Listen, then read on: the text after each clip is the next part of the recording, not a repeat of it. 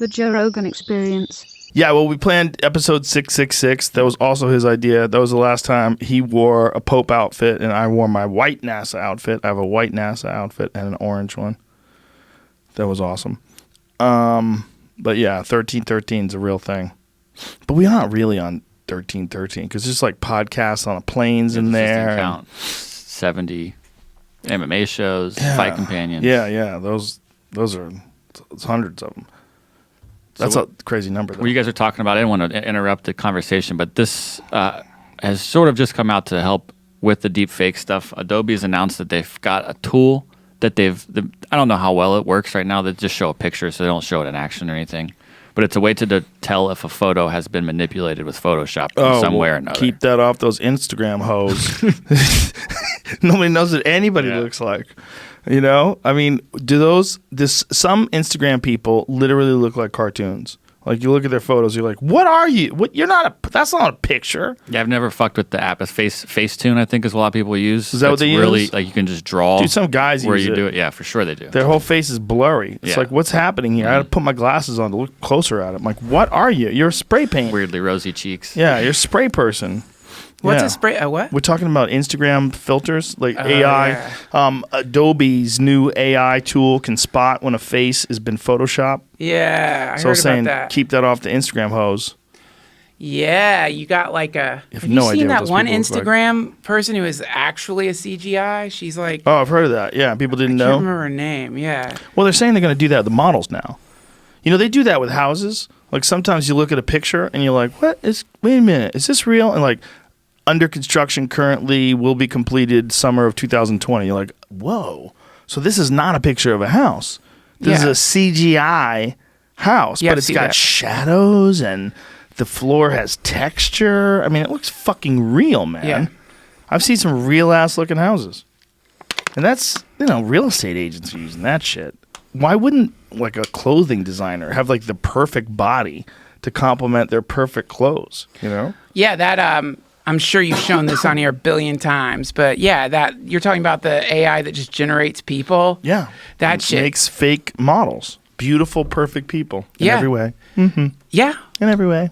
I agree. Every way. Perfect, in fact. It's funny that some people trip out about people that look really good on Instagram and they say they're giving off unrealistic body images. And that this is something we should stay away from. Unreal. It's like that guy from Vox was doing that. He got everybody's hating on him because he was saying that about gay thirst traps. That they put out unrealistic body images and that you should think about them the same way you think about cigarette ads or liquor ads. Yeah, exactly. What? No, they're in shape. Unrealistic is such a crazy thing to say when you're actually looking at a real person. Yeah. Unrealistic body expectations. No. That guy goes to the gym, and that's what you look like when you go to the gym. That is real. That's not just realistic. That's real.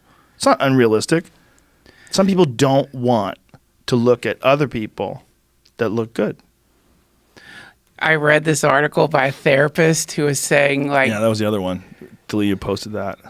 Dad-bods are more attractive to women than rock-hard abs, survey said. That survey said was in front of their fucking fat husbands.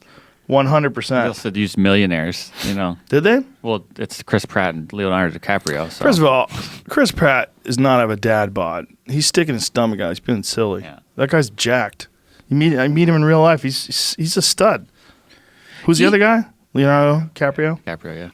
Do you think that dad bod, like you hear this, like usually you find out this way down the line, but like some phenomena in society was like cooked up in a boardroom, right? Like, for example, let's say, I don't know, you made Twinkies and you realize like, shit, man, people like really getting into this ketogenic diet and working out, and there could be a potential, you probably have some AI saying like, hey, we've got like a health craze predicted for 2021, meaning Twinkie sales are going to drop by like 50% because guys they don't want to be fat. Right. And so then you start disseminating into the world like, all right, let's come up with this thing. What's a way to call somebody out of shape, but like to connect it to their virility because they're a dad bod. Yeah, dad bod. So then you start getting it out there.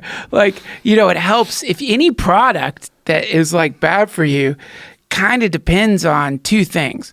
One, that it tastes fucking good, and 2, that you can trick yourself into believing it's worth eating, right? Like it needs those 2 things. Like, in other words, if there was like delicious uranium, like some lunatic created like the sweetest, most flavorful uranium biscuit, you're not gonna eat that shit, you know? You're gonna go Chernobyl and fucking your stomach's gonna melt at the dinner table. But if you could come up with like, you know, a nice IPA, like you were saying, or some kind of thing that's, it's just poison, basically. It's going to destroy your liver over time. It'll be a slow progression.